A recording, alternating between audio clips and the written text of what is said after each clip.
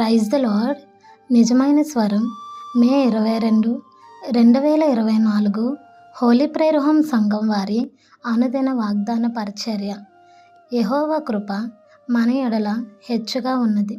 కీర్తనల గ్రంథం 117వ అధ్యాయం 1వ వచనం. ప్రియమైన దేవుని వారలారా, కృప అనే మాటకు అర్థం మనం దేనికైతే అర్హులము కామో దానికి అర్హులుగా, యోగ్యులుగా మార్చేదే కృప.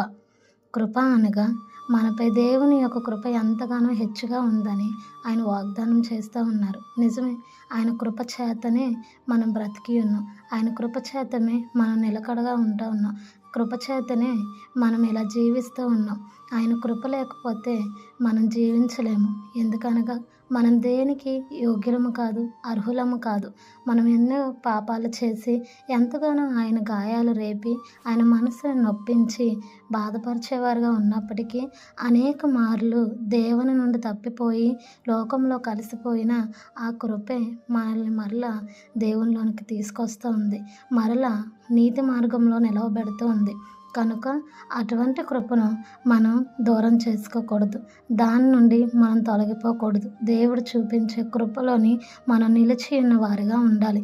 కృప ఉంది కదా అని చెప్పి మనం పాపంలో పడిపోయేవారుగా, జారిపోయేవారుగా ఉండకూడదు.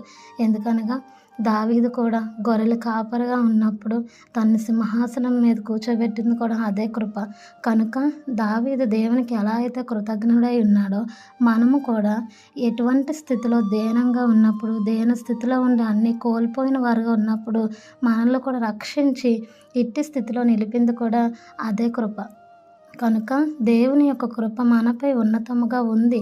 కనుక మనం నిలిచి ఉన్నామని ఎల్లప్పుడూ కృతజ్ఞత కలిగిన వారుగా ఉండాలని ఈ వాగ్దానం మనందరి జీవితంలో నెరవేరాలని ఆశపడుతూ ఉన్నవారు దైవజనులు బ్రదర్ పి. నెహెమ్యా గారు. God bless you. ఆమేన్.